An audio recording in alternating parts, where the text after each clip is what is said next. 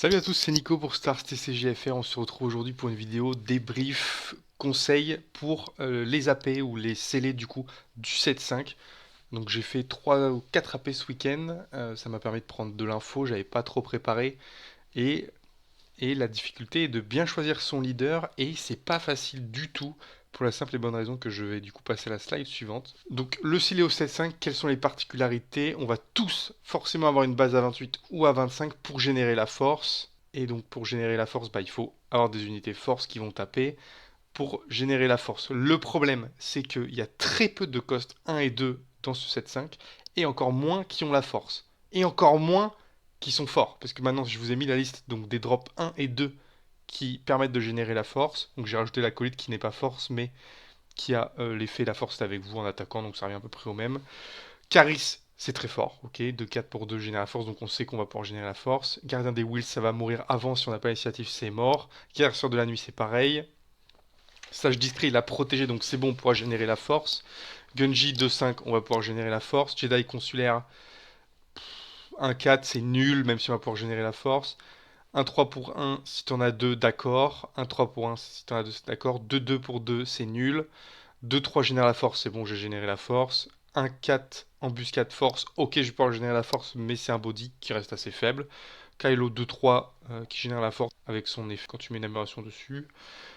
Ça c'est nul à chier. 0-3 pour 1, 1-4 pour 2 c'est nul à chier. Donc finalement il n'y a que 5-6 cartes qui sont jouables. Donc ça devient très difficile puisque du coup on va se cantonner à charisme, bleu noir, sage discret bleu, vert blanc, éventuellement rouge nul, jaune blanc et noir, quoi. Donc c'est vraiment pas évident, noir-rouge, il y a très peu de choix. Et ça nous amène sur le choix des leaders suivants pour deux raisons. Il faut être capable de générer la force vite et il faut valoriser au maximum la force qu'on a générée. Donc pourquoi Obi-Wan? Obi-Wan, dès que j'ai la force, dès que je génère la force, je vais pouvoir donner un XP à une unité. C'est super important en scellé. Il va y avoir très peu de removal, d'avoir des unités qui vont être capables de value trade. Donc donner un XP par tour parce que je vais générer la force tous les tours, c'est extraordinairement fort. Calquestis, pourquoi? Il va sortir assez tôt dans la game, il sort à 4 ressources, donc il sort au tour 3. Il va pouvoir tuer le T2 ou le T1 de l'adversaire, survivre, prendre l'avantage, empêcher du coup l'adversaire de générer la force. Et quand moi j'ai la force, l'adversaire n'a pas la force. Et ben, je vais pouvoir potentiellement buter son leader direct, le bloquer complètement. Éventuellement avec Calquestis, effectivement, quand il va déployer son leader, je vais pouvoir l'incliner, etc. Donc complètement le bloquer. Et finalement, race, ce qui est largement possible, parce qu'avec une base à 28, ça va quand même légèrement plus vite. Tu gagnes une action, entre guillemets, pour finir la game, donc c'est pas mal. Dark Maul, parce qu'il a quand même un pouvoir qui est très fort de mettre 2 dégâts, donc ça permet vraiment de faire des bonnes gestions. Dès le tour 2, je vais pouvoir mettre 2 dégâts, donc éventuellement finir l'unité de l'adversaire, démarrer la nouvelle, pour trade au tour 2 avec mon unité du T1, et donc mon T2 survie, etc. prendre l'avantage. Pareil, Talzin, elle sort un tour plus tôt, le moins permet de gérer des trucs, faire survivre nos unités à nous. C'est une 3-7 en plus, donc c'est un très bon body qui sort à 5. Donc ça donne finalement un leader dans chaque couleur qui est très solide. Et maintenant, donc la question c'est quelles sont les bonnes cartes à jouer et surtout les cartes force, puisque finalement ça va se jouer autour de ça, de générer la force, de la garder et de garder le terrain. On commence par les unités force, donc qui font la diff côté infamie. Donc on a dit l'acolyte de l'au-delà, il permet de générer la force quand je le joue et quand il meurt. Euh, on a l'adepte de la colère, on a Kylo Ren, on a vu, il y a Caris qui est extrêmement forte. Et puis derrière, il n'y a pas tant de cartes que ça qu'on va aller chercher. Il y a le Jedi déchu qui est assez solide. Il y a Shin Hati, 4-2, dissimulé protégé, donc on est sûr de générer la force. Elle est sûre qu'elle fasse un ou deux trades, donc extraordinaire. Et la Saint-Alzine qui 4-4, mais elle fait -3 quand elle spawn, donc c'est très très solide. La difficulté de ça, c'est que Karis c'est Unco, Shin Hati c'est Unco, Kylo Ren c'est Unco, donc on a très peu de choix finalement, hein. En vert, il n'y a même pas de choix pertinent, donc c'est pas évident. Unco, il faut bien se dire qu'on va les toucher une fois sur 6 à peu près, un pack sur 6, un pack d'AP sur 6, donc c'est extrêmement dur. Les unités force, côté héroïsme, on a Gunji, jeune Padawan, on les a vus. Ça, c'est vraiment les trucs les plus importants. Si tu arrives à faire un Obi-Wan. Ah oui, mais du coup, je voulais revenir là-dessus. Donc, j'ai réussi à faire un Obi-Wan. Mon premier kit d'AP, j'ai fait un Obi-Wan qui avait deux Gunji, un jeune Padawan. J'ai pas perdu une game. Donc, j'ai gagné le tournoi. Si j'ai peut-être le drop une game à la dernière, mais j'ai eu ni l'un ni l'autre en T1, sachant que j'en avais trois. Bon, voilà. Je vais juste regarder ce que j'ai fait avec. Donc avec Obi-Wan, j'ai fait premier. Cal Kestis, j'avais fait deuxième. J'ai perdu sur Mertalzin qui a fini premier du coup. Et Dark Maul, j'ai fait deuxième ou troisième. Et c'est Cal Kestis aussi qui me bat. Donc voilà un peu l'espèce de metagame. Qu'est-ce qu'on est intéressant? Le Chevalier Jedi, mais ce qui est chiant, c'est qu'il est conditionné à l'initiative. Mais si j'ai l'initiative, bah direct, je vais gérer le T1 facile. Guerrière itinérante, elle est solide puisqu'elle peut me heal, mais ça fait surtout une 4-4 protégée, donc je suis sûr de générer la force avec, ça tue Cal Kestis. Sentinelle Jedi, très solide. 5-4 qui peut avoir Sentinelle, c'est exceptionnel. Et puis bon, le Gardien Jedi en bleu qui est solide, Ezra Bridger qui est solide. Le problème là-dedans, c'est que Gunji il est unco, Ezra il est unco. Donc c'est des gros bodies qui sont unco, c'est dommage. Et puis en unité transverse, on va dire, il y a le Sage discret, donc on a vu parce qu'il est protégé, ça fait qu'une carte. Le Chirrut en bleu, très très fort, puisque 3-5 force pour 4. Mais la sentinelle, donc il y a peu de choses qui vont pouvoir gérer un truc à 5. Et en plus, il donne -2, -0. Donc très pénible à passer de Chirrut pour peu que tu l'améliores. Mérine pour 3, 2, 5, très fort, parce qu'elle va pouvoir tuer tout ce qui a 4 PV en faisant attaque plus discard. Donc c'est vraiment un très bon truc pour gérer des unités. Le garde Jedi, il a récup 2, c'est cool. Il a embuscade, donc il va générer la force. Voilà, sympa. En 2 coups, il va tuer quelque chose. Il va potentiellement achever une unité ennemie. Queen Nan, très solide parce que c'est 4-5 pour 4 force. Et on va pouvoir l'upgrade facilement. Et dès que tu l'upgrades, il commence à taper 8 ou 9 la base. Donc c'est très très vénère. Ça, Setting, je l'ai gardé parce que je le trouve pas si mal. 4, 6, 5. Si t'as l'initiative, tu vas ping 3.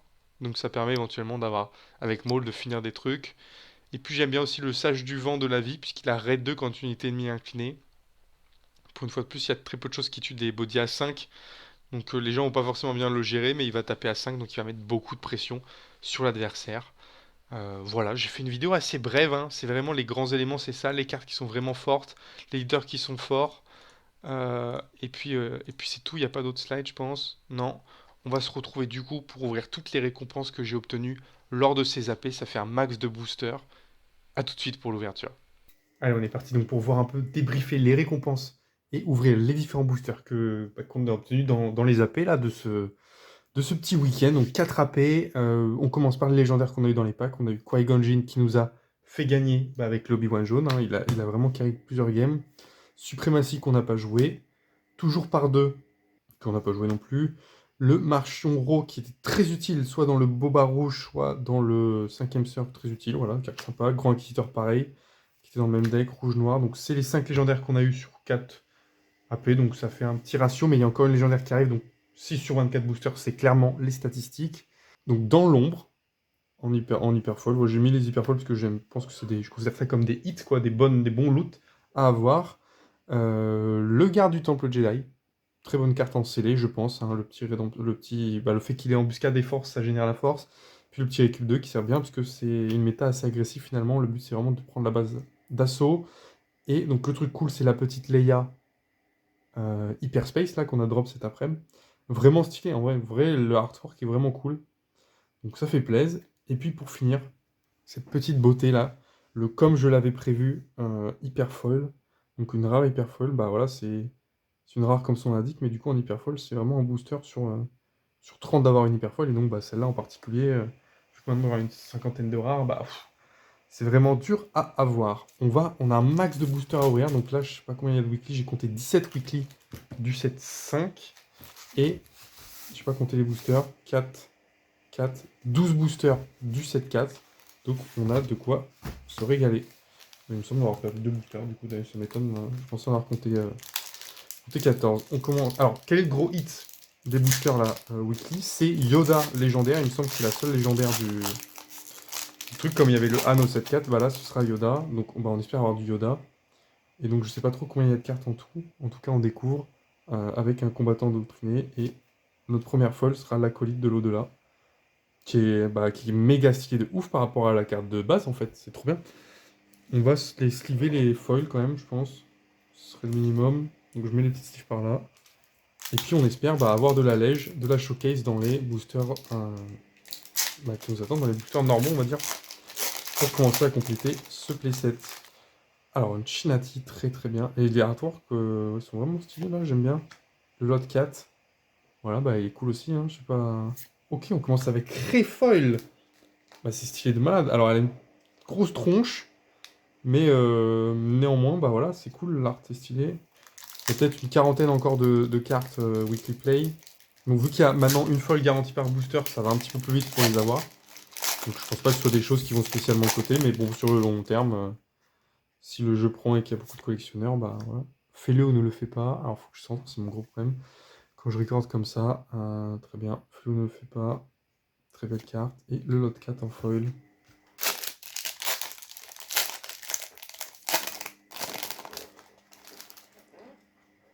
On a, alors qu'est-ce que c'est que ce truc? Envol de l'Inquisiteur. Ok, d'accord. Je savais pas ce que c'était. Coup écrasant. Stylé. Et un cofoil. Le druide assassin. Ah ouais, mais je centre pas, je suis vraiment trop con. Ok. Un druide assassin HK. Bah, stylé, hein. On est content, justement, c'est une bonne occasion d'avoir des lèges. Entre guillemets, gratuitement, parce que les multiplés va s'offrir sur les tournois. Une petite Leia. Mais c'est une carte spéciale, celle-là, elle me dit rien du tout, je l'ai jamais vue. Ok, je vois. Très bien. Mais c'est du... c'est bien ce qui me semblait, c'est du 7-4. Ok, pourquoi c'est du 7-4? Merde, qu'est-ce que j'ai foutu? Qui nous a filé du 7-4 là? Bon, tant pis. De toute façon, il me manquait des trucs. Bon, Krennic, je pense que je l'avais déjà. Alors, petite downgrade de FFG, puisque avant, les Weekly Boosters, ils avaient quand même pas une vraie gueule. Je sais pas pourquoi maintenant ils ont plus de design. C'est un peu dommage. Tu vois, bah, typiquement, pour les repérer, déjà, c'est chiant. Et pour les collectionneurs, bah, d'avoir un truc que tu distingues par un code barre, c'est un peu casse-couille. Le petit combattant, on l'a déjà vu. L'autre 4, on l'a déjà vu. Et Mace Windu. Ok. La tenue, il est cool. Pas très agréable à ouvrir en plus, dans le sens où le papier est chiant. Hop. On a le vaisseau. Donc, on est sur bien Legend of the Force. On ne l'avait pas encore eu. Et lui, coup écrasant, on ne l'avait pas eu non plus en foil. Ça sent le 7-4, ça. Je sais pas pourquoi il a une tête de 7-4, lui. J'avais effectivement un stock de Weekly 7-4, donc peut-être que ça vient de là. Ouais, bah c'est bien ça. Podamron, Abattre et Tarkin. Ok, je suis toujours à la recherche du Han, hein, je l'ai jamais eu en Wikiplay. Hop. Donc ça c'est Legend of the Force, Jedi consulaire, acolyte de l'au-delà pas foil et oh BD1 en foil. On est encore sur un booster 7-4. Alors je reconnais pourquoi parce qu'il y a des petits points là. Petits trous qui indiquent que c'est du 7-4. Legend of the Force, d'accord, c'est pas du 7-4 du tout. Au call. Encore un acolyte de l'au-delà. Et on a un copain qui a ouvert dans son weekly, il a ouvert Yoda et Yoda foil. Mec, c'est bien. On a deuxième refoil, d'accord. Carte qui est potentiellement ultra broken, mais c'est assez peu évident à setup. Il faut le faire avec, bah, je pense, le nouveau Yoda en rouge. Enfin, le Yoda Leader 7-3, base rouge.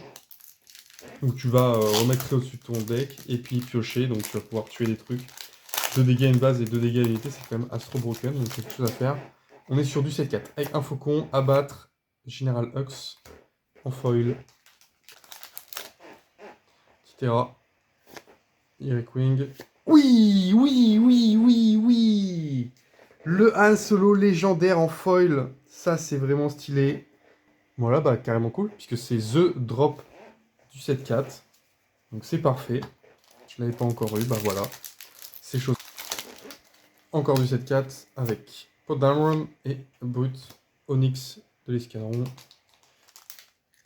Un petit Fire Spray, on est toujours sur du 7-4, de B8 et Red 5. Est-ce que vous pouvez nous remettre un peu de 7-5? Comment on n'en a pas... C'est ce qu'on veut le 7-5. 7-4 toujours. Avec encore une brute. Ok. Voilà. On a eu le Han, donc à vrai dire... on n'attend rien de mieux à part un petit Yoda. Mais est-ce qu'on va avoir un booster du 7-5 ou pas?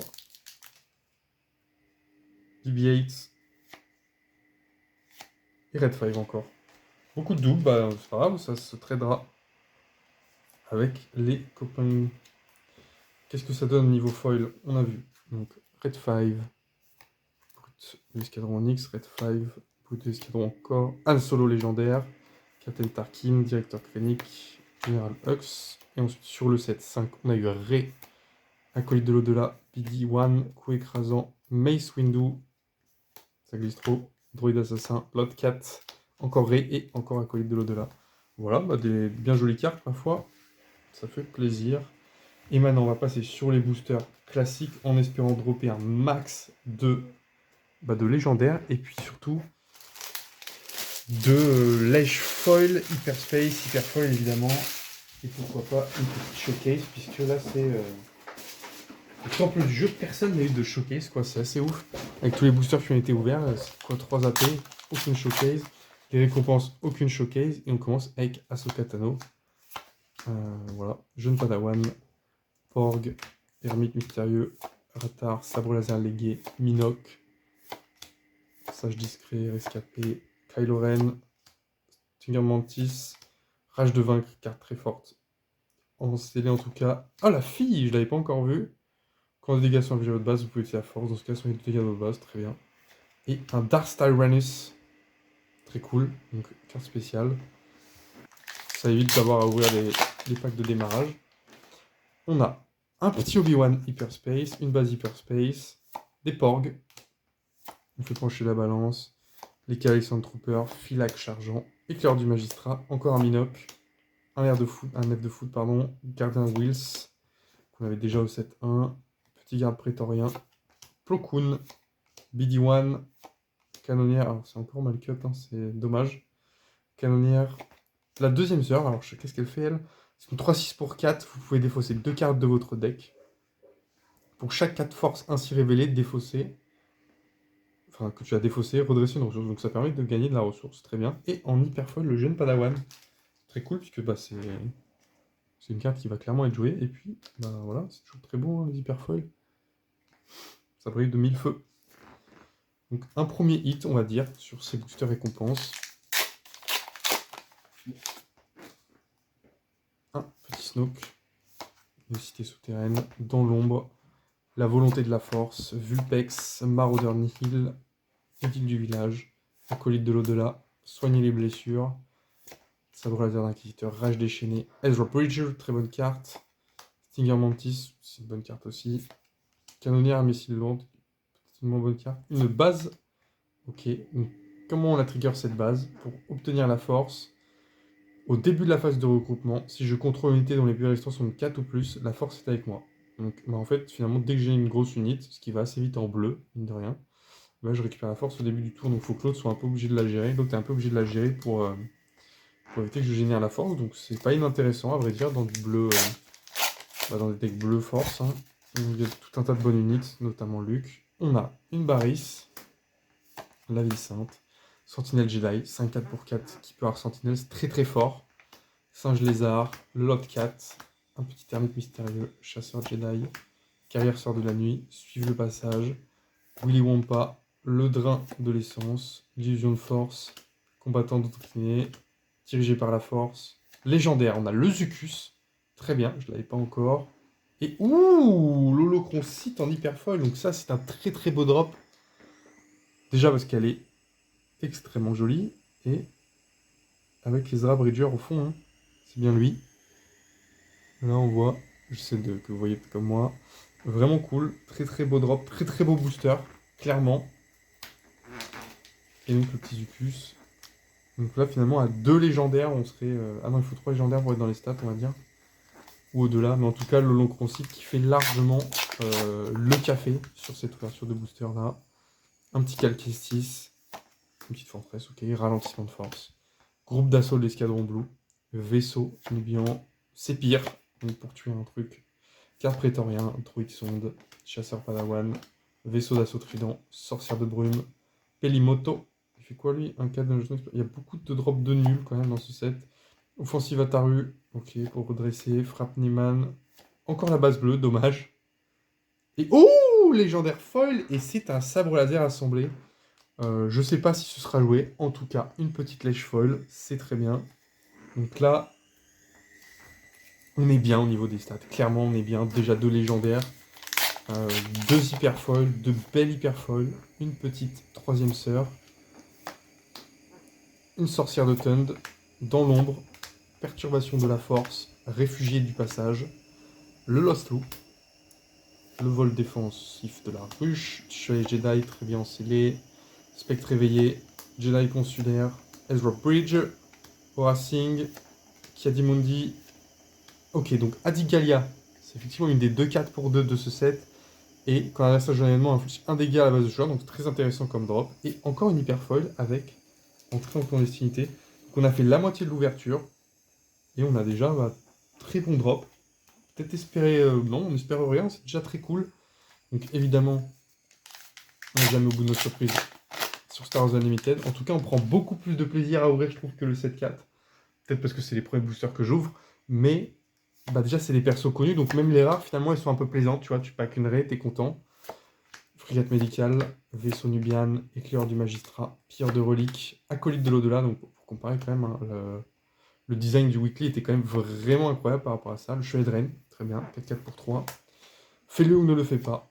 Le 8ème frère, moi j'aime bien. Hein, embuscade 5-7, ça va très bien dans un deck vert noir, rouge comme je pouvais jouer à l'époque. Caris, Doku. En rare, le sabre laser de Kylo Ren, très bien. Il va me le falloir pour mes decks. Et un petit sabre laser de Dark Maul en spécial. Donc si je lâche Dark Maul, je peux attaquer direct avec mon Dark Maul. Donc j'ai l'attaque à plus 4. Et il gagne débordement, mais il peut pas attaquer les bases. Donc si tu as le Dark Maul du 7-3, ah non, ouais, le légendaire, bam, t'attaques 2 mecs, tu débordes, c'est très très très solide. Voilà, hein, sympa. Ah, la Ray Leader, donc. C'est une 6-8. Si je joue une carte force, j'inflige un dégât à une unité.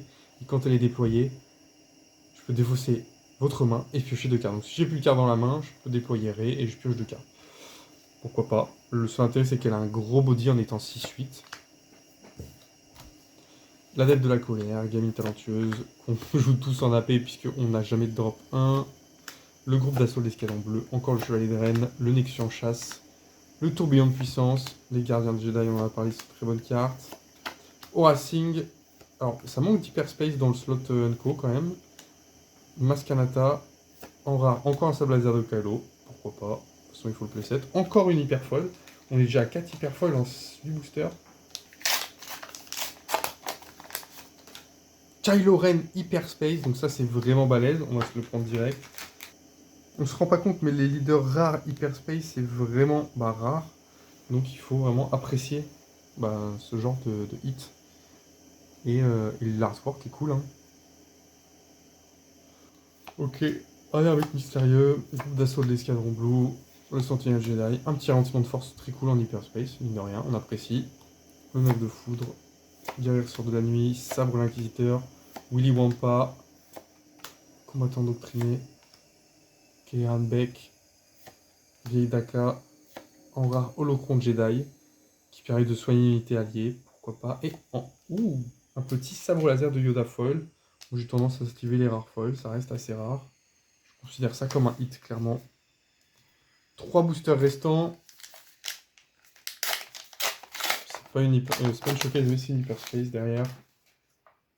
Ah non, juste une Baris, c'était la base qui était hyperspace, donc on devait l'avoir, ouais, on voyait le token à travers.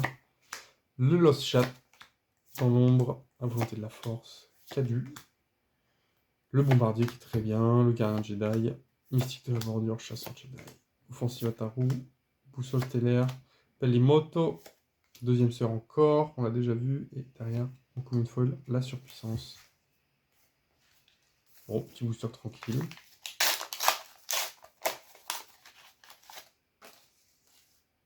Un petit kit Fisto, vraiment leader assez nul, mais bon tant pis.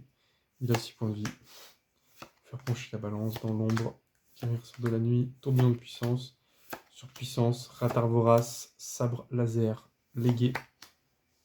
Minoc encore, ça c'est Tin, Maskanata, Kylo Ren, prédiction de malheur, la prochaine fois que vous prenez l'initiative cette phase, inclinez toutes les unités. Ok, si t'as pas trop de solutions, ça peut être quelque chose. Et encore un sabre laser de Yoda Foil, what the fuck? Ça n'a pas de sens, c'est mon 3ème déjà. J'ai un playset de sabre laser de Yoda Foil. Ça n'a pas trop de sens à vrai dire. Je sais pas comment ils ont fait leur compte à la prod. Un petit Obi-Wan Kenobi. La base. Cavalier. Pilleur machin. Croiseur. Maraudeur. Vol défensif de la ruche. Chevalier de Jedi. Spectre réveillé. Jedi consulaire. Jedi clandestin. Le Senrail. Fuite impossible. Oh! Oh! Légendaire Hyperspace. Ok, stylé. Simdralig. Donc 5-6 pour 8. Bon, elle est pas très forte, mais ça reste une légendaire Hyperspace. Ça fait plaisir. Sabre d'Akrevan. Et en spécial, le Scimitar. Scimitar, je sais pas comment ça se dit.